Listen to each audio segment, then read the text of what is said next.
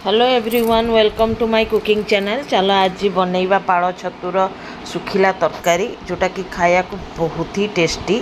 आज बास भात आउ डाली सांगे छतुराई बनई सुखिला सुखिला बास एतिकी ही गला। आउ कलरार चिप्स विश्वास करेनि गाइस, माने भात केमतिका माने सरीगला बुझा भी गलानी।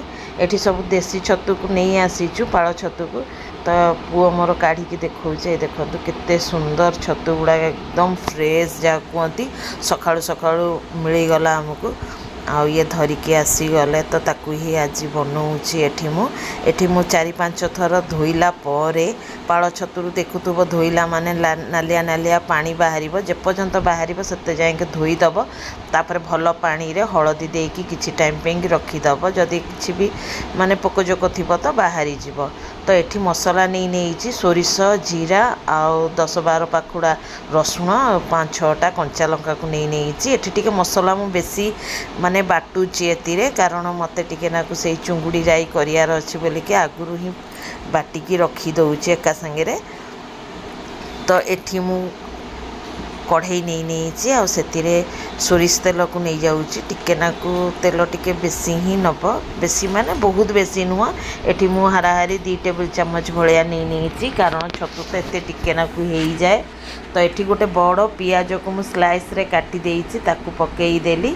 पियाज को बेसी भाजियार नहीं, अल्प टिके भाजिला परे ही आमे आलू जो काटिकी रखीचे ताकू गोटे आलू मु एठी आलू भजा कला भलिया काटी देइछि ताकू पकेई देली।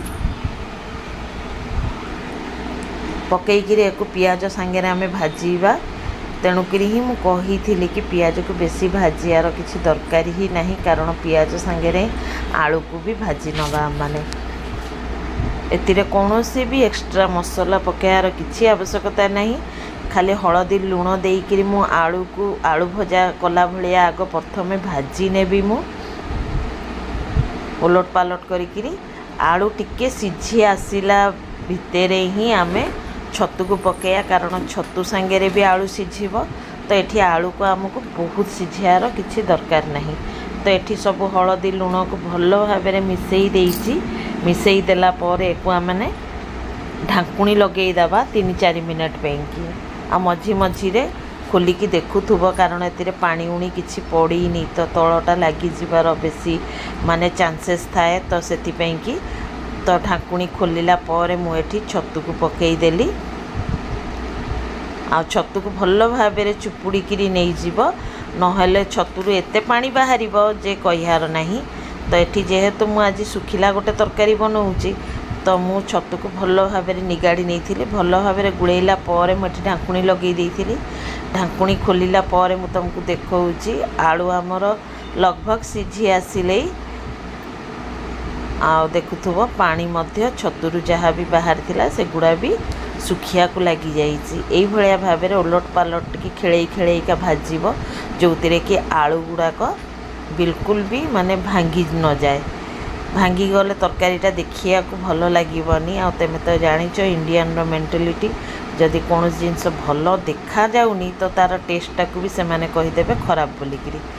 तो एठी मु 1.5 चामच खंडे सोरिष बटा को दे दूची, कारण बहुत कम हो जाए। तुम देखिपुव बहुत जदि मु मसला देवी तो मसुलिया लगे।